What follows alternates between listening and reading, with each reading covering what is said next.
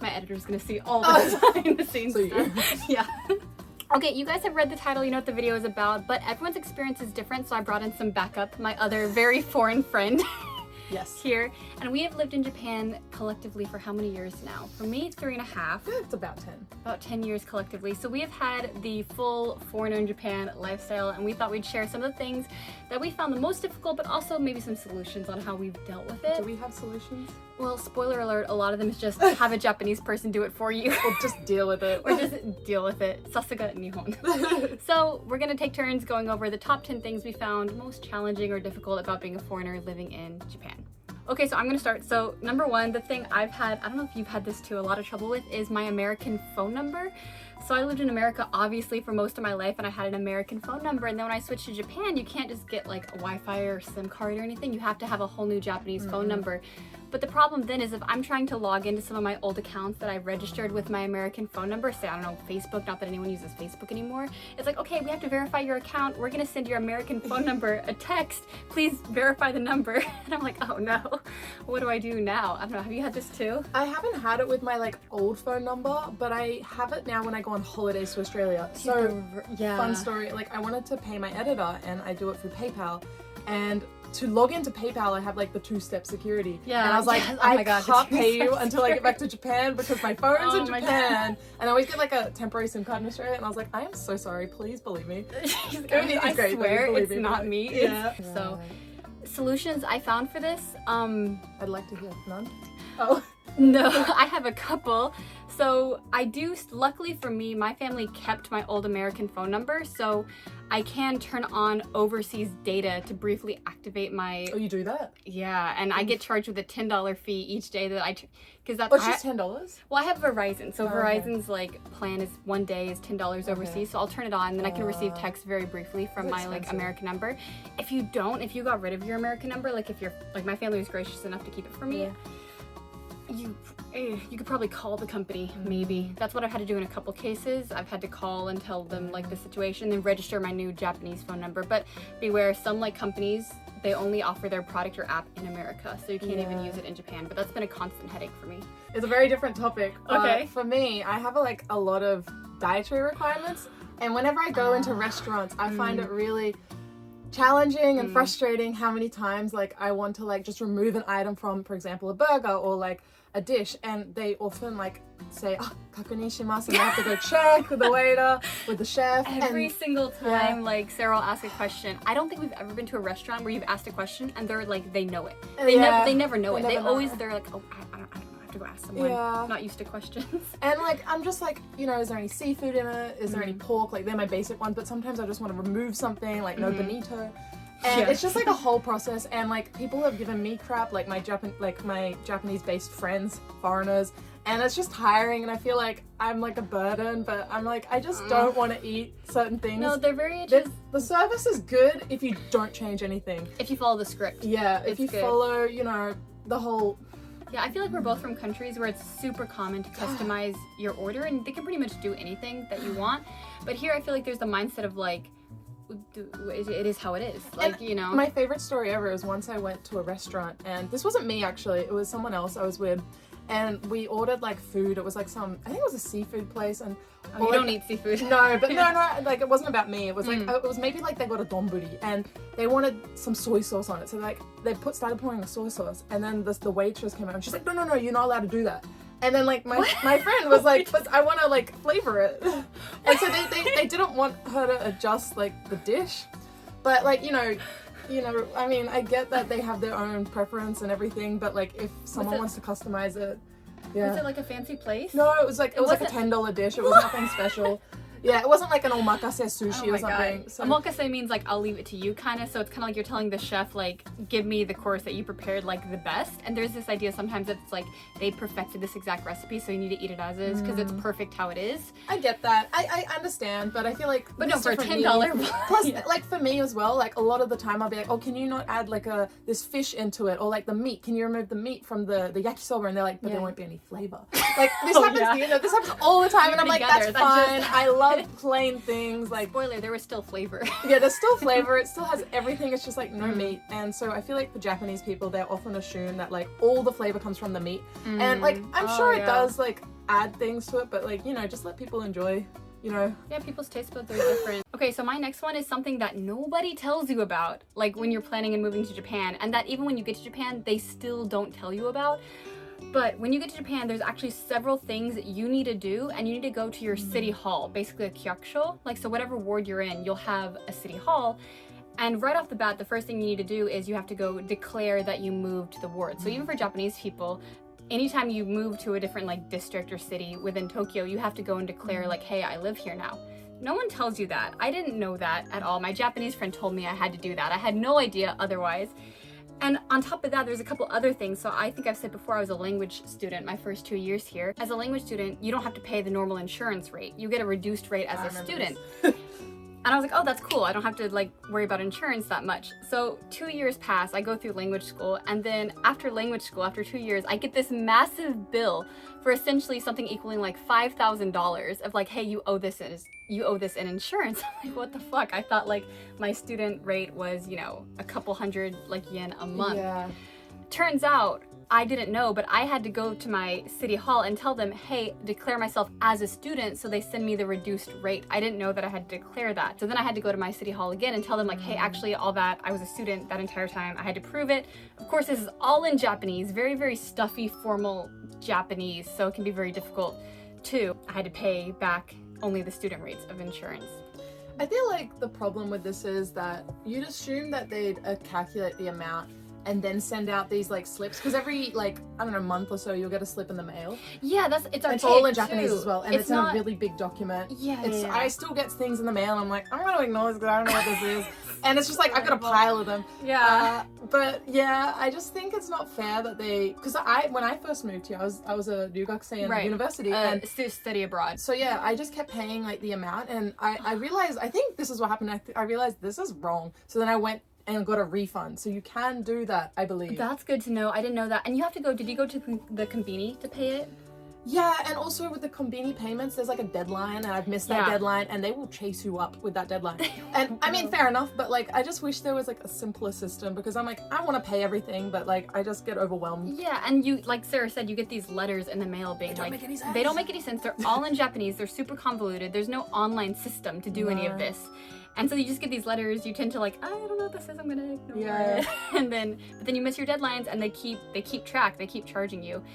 And it wasn't even just student, then I thought I was through the woods, I took care of my insurance thing. And another thing is the pension system. The pension, yeah, I think I'm mixing them all up, because they're all kind of similar. They're all similar. It's so hard to tell the difference. So pension, Japan has a system where they take taxes out of your salary if you're a salaried employee, that goes towards your pension, except we're never gonna get the pension because we're like foreigners. Yeah, but at least it's automatic. It is automatic. Yeah, like that's the one thing. Well, it's supposed to be automatic, so I have a job. Well, I have a 9-to-5 job right now, so that's automatic. So that pension is taken out of like my paycheck. I don't have to worry about that. But when I was a student, it wasn't automatic, and I didn't know that I also, for my pension, had to go declare to my city ward that like, hey, I'm a student, so I shouldn't be paying into pension. Yeah, you shouldn't pay into pension. I shouldn't, but once again, I guess even though my visa was literally a student visa, they had no idea that I was a student, so they charged me a pension every single month. And then when I finally graduated language school, I got the bill like, hey, you owe this like extraordinary amount in pension. So I had to go and tell them like, once again, like, no, I was a student, I shouldn't be paying pension. I had to go, once again, all in Japanese. My Keigo formal Japanese is trash. So just so many fun things you get to deal with, and no one tells you any of this. Like, honestly, I think the best advice, a lot of these morals is like, if you have a Japanese friend, if you can make friends with a Japanese person, bring them along. They'll be able to communicate a lot better. Yeah, it is really hard. Just be prepared mentally. Yeah, be prepared, or know these things. Like, those are pension, insurance, and declaring where you live. The 3 things you need to go to your city ward preemptively and do. I wish I had known. So we both work in companies, and I think depending on the type of company, things will work very differently. I'm in a very Japanese company. I think yours is a little more... Mine's like half and half. Mine's half foreigner, half Japanese. And so for us in the contract, there's no sick days. And so in Australia, it's like legally required to have like a certain amount of sick days. And I think like, you know, my boss is pretty lenient. Like if I was feeling really sick, she'd be like, you know, that you like rest and everything, but it's legally not in the contract. So, you know, if I needed to, I mean, like, you know, you're just waiting and you're just hoping that your boss is nice enough to give you the sick day. And luckily in my experience, like mostly it's been fine and like they've been flexible, but it's kind of like scary to think that you'd have to take your own paid holidays to really take an extended amount of like leave if you get kind of like a really bad cold, even COVID and stuff like that. So yeah, that's one of the kind of unfortunate things in Japan. I have a Japanese friend who works at a very Japanese company, and she had to get surgery, and she had to use basically all her paid leave, which in Japan only averages about 10 days. 10 days a Maybe year. 15 if you're lucky.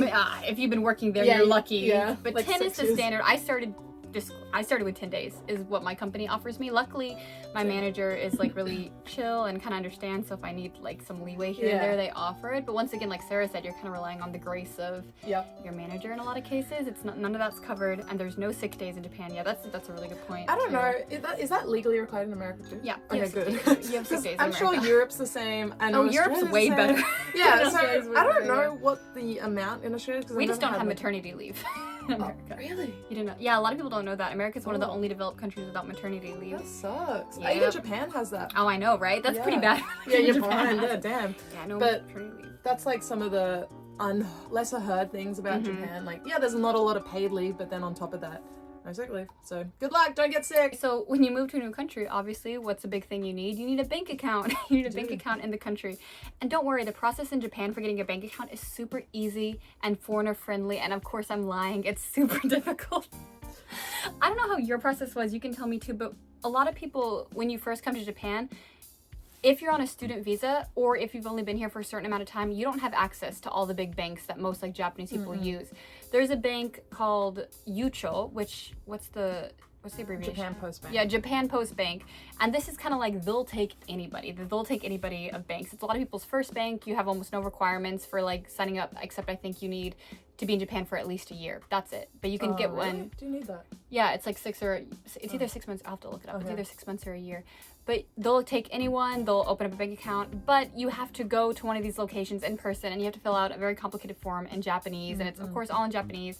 So once again, I took a Japanese friend with me and had them write all the kanji, because even just me like spelling out my address and all the kanji would have taken me years. And that's just getting a bank account. Getting a credit card is actually, full disclosure, something I have not accomplished yet because I keep getting rejected. Yeah, she does. I even went there with you to try and sign She up. literally, To the place that I have. I know, so I'm not even with that, because I did the Japan Post when I first moved here. It's just like a standard, because I was only supposed to be in Japan for a year, as like a just get me through the year bank account. And since then, I've signed up with a very legitimate, like everyone uses bank in Japan. I have my own account. I have savings in there. The thing is, though, that was shocking to me. Like, we don't have to say amounts, but Alyssa's salary was higher than mine, and she still got rejected. So it wasn't even about like her like income, and her company was bigger than mine. So like I had no idea. I think there must have just been an error, or maybe An error. Like I don't know. Like I know. And the thing is, because Sarah told me. So actually, I signed up with the same bank as Sarah, because Sarah has a credit card with this bank.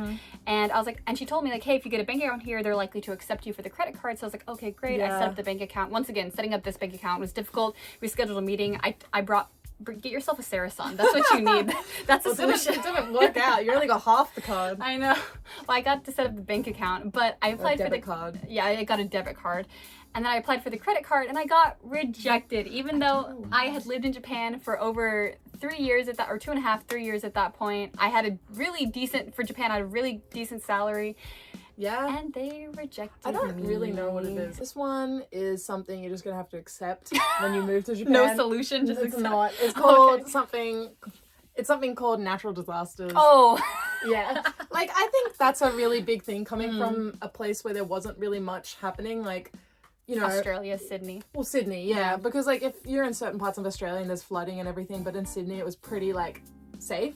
But Tokyo, at any moment, even while recording this video, we could have a massive earthquake. Yeah. All your alarms will go off, and like, you know, you can also have heaps of other things like, you know, tsunamis, which are triggered by earthquakes. Yep. As well as not tornadoes, hurricanes, typhoons in the, you know, late summer season. Sarah is so funny. I've spent many nights with her, and she just watches like disaster videos on like, what if Mount Fuji explodes? What you should do in the next 10 minutes. Yeah, I know. I'm like very like she doesn't have an emergency bag. Everyone down in the comments, please tell her how ridiculous this is. I have water And she's like, Okay, with this water no, thing. you need with earthquake this, water. With this water thing, Sarah always talks about, I have my earthquake water. She keeps like a couple liters of water in her room, but she drinks it all the time. Yeah, so but half the time... I've had a stock since 6 months. It's in a box. I haven't touched it. Okay, so you had to package it in a box so you wouldn't drink But no, it. here's the thing. She has 0 prepared. So if anything happens, you're screwed. I have you. It's fine. Well, I'm going to be far away. 10 minutes it takes. I have 10 minutes to get to your place. Yeah, before like all disaster unravels. Okay, here's the thing. Sarah might be from Sydney where there's no natural disasters. I'm from Texas and I live in Tornado Alley. I grew up where like a couple times a month my parents would shake me awake in the middle of the night and be like, Alyssa, there's a tornado coming. We need to go hide out in the bathroom. That's insane. But You now know? that's kind of bad because now you're just like so unfazed. You know? You know, I haven't died yet. Well, neither have I. Well, surely it's not going to happen Preparation is then. better. You're going to get roasted in the comments. Roast her, guys. I give you permission. No, my American peeps will understand No. for sure. Okay, so I think it's abundantly clear I'm American, and as an American, I am used to driving all the time. I grew up driving, got my license, permit at 15, license at 16, and I would drive hours and hours and hours constantly. It is so difficult to get your license as an American in Japan. I have not gotten my license in Japan yet because for a lot of other countries, it's super, super simple. You just have to go and take a test. Or I don't think you have to even take a test. You just have paperwork and you go and they'll convert it for you and you can get a Japanese license. We have a foreigner friend too from New Zealand and I think she just had to go into like an office and present paperwork to get it transferred. But for an American, you have to take a road test. And that might sound easy if you think about like the American road test, but in Japan, they have a notoriously high fail rate of over like 90%. They Really? fail, yes, they fail most people. And you're not even really supposed to pass it the first time apparently. And of course, it's all in Japanese too, and they have a Japanese instructor. And of course, we do drive on the other side of the road. They drive on the left side of the road here, but they make it very difficult for an American to get your license. I know some of you might be like, oh, you can get an international license, which you can if you're an American just coming to visit and you want to rent a car. You can transfer and get an international license easily, but that's only for 1 year, and that's not if you live here. So I can't get an international license. I would have to go study, take the class, take the test. I want her to do it because then we can go drive. Because you want me to drive you around Yes. places, that's why. I think it's great. I think, yeah. I want to comment as below well. if you want her to because then we can have road trips. I do. I miss it a lot. I miss road trips. Plus she's, logged so many hours driving, so. I'm a decent driver, but So get on it. okay, Stop this complaining. year. You're right. That's all I'm doing here. I'm Yeah. just complaining. Yeah. Yeah. So this year, credit card, driver's license. Yeah. Should be the two. Very. You've only got less than 6 months to I go. love how that's such a normal adult thing. Those Yeah. two things, and I'm like, maybe this year I'll finally achieve. She's almost 30. Hey. Hasn't even got these basic things in her life. You only have one credit card. What about you? No, I got another one recently. I have an American credit card, so that's a lot stronger anyway. Yeah. So But they just hand them out, like you said. they do just. So this one is kind of tied back to the food thing I mentioned before. Okay. I find that being healthy in Japan is a lot harder. And I think that might surprise a lot of people because they'd be like, but Japan is so healthy. And I'm like, Is not that a really. perception? Yeah. Really? I think because like, Sushi? not just sushi, but like Japan has one of the longest life expectancies out there. And the that's for lowest Okinawa. obesity rates too. And I think, yes, that is true, but I think there's a lot of reasons why. But that would be probably true. I think Japan was healthy like 50 years ago, before all the Western like food influence, like fast food infiltrated their like culture. Because I don't know, like I find that everything's like saturated, like a lot of saturated like fat, and then like lots of salt and sugar in everything. So that's kind of like my take on it. I don't know how you feel. Sarah's something I've learned about Australia, which to be fair, I've learned almost everything I know about Australians from meeting Sarah. That's probably not the greatest like round impression that you get. I'm very well rounded, don't worry. Is that Australia has a lot of a healthier food culture, especially your family in particular. Yeah. I feel, obviously, as an American, we have a lot of really unhealthy food. And when you say like fat and sugars and everything, like that just feels right at home to me. But I will say, I do think it's a lot harder in normal meals here to eat like vegetables and fruit. So I feel like a lot of times if you go out for any kind of, usually in Japan you'll say like a type of food you want to go out for, like, oh, I feel like okonomiyaki tonight, or I feel like sushi tonight, or I feel like, yakiniku meat tonight. And you won't really, all those meals don't really incorporate vegetables, and especially not fruit. So whereas in America you might have a salad and you might have like kind of a balanced dish, I do feel like if you're just going out to eat, it's a little harder to get that here, and you have to make like a concerted effort. I'm talking to about do that. eating out. Like you Yeah, can eating out, even at like the supermarkets, there's healthy stuff, but like it's really expensive. Like is vegetables expensive. are really expensive. It's well known that fruit here is crazy expensive. Yeah. So that's kind of like my take on it, and I know that sodium like it's just like because soy sauce is in everything. So yeah, I think that's personally I find that hard, but for other people it might be. It's real. I think you don't notice it because like eating out is so yummy. The food here is so good. It is. It's so cheap for how good it is. Yeah, too, for sure. But I guess like being American, you'd have a different perspective, especially like I guess if you're in California and like you know one of those kind of health spots where everyone's like a fitness person. I feel like it might be a bit I'm definitely different. not California. Yeah. So my last point is kind of like what a lot of foreigners in Japan live and die by, which is your visa. You're pretty reliant on your visa. A lot of times when you're a student, that's your visa, and you know like when it's going to end, and you know that you're working towards that. But a lot of us, if we're living here longer term, most of us are on work visas, like a work visa, which is what both of us are on. And it is pretty attached to the job you have. When you go to immigration, they will give you a length of time. A lot of times it's just 1 year. Sometimes if you're lucky, they can give you 3 years, and then that's what you're set by. And then your company, if you're still with the company at that point, when it comes time to renew your visa, they can renew it. But if you get fired from a job, it's a bit of a gray zone because you can go job hunting. You can go job hunting. One thing is like you're not tied to that company. Like in Australia you are, but here you're not tied to the company. So basically, if I lost my job today, I probably have. I think it's technically 3 months where you can search for another job. A job hunting period. Yeah, but that's like transitional kind of period. But then if you need more time, I believe you can apply for a job hunting visa, but it's not like, oh, you can just bum around and hang out. Yeah, no. You have to like, I believe provide evidence supporting the fact that you've been like you're going to interviews, like sending in like interview offers and things like that. We have a couple friends who have spent quite a long time like searching for a job. Yeah, so I don't really want to get into that situation because it sounds stressful. Sounds stressful as but hell. like it seems like an option. But the main thing is, so long as you have like a valid visa, like on your resident card, it's not expiring. I think you can stay. Yeah. But then like if you lost your job like 2 weeks out from that card expiring, then I think you're in trouble. Like I don't know. Maybe someone let us know. Yeah. Well, for me, in my case, the transition period between a student visa and a work visa. So I want to do the full tiers of language school, and my school ended in like December, and they only gave me 1 month to find a new job, basically. So I had almost like a 1 month period from my school ending to find a new job. Of course, it is stressful. Of course, She started last minute. You should be looking for. She's a last minute gal, and she always figures it out. It's incredible. Thank you. No, it was impressive. I was like, she's leaving Japan. No. I saved it last minute. I had like a month to find a new job, but I was able to do it. But I don't recommend that. You should be looking for like a new job while you're in language school. Gained a few wrinkles with that. It was stressful. I was like crying every night.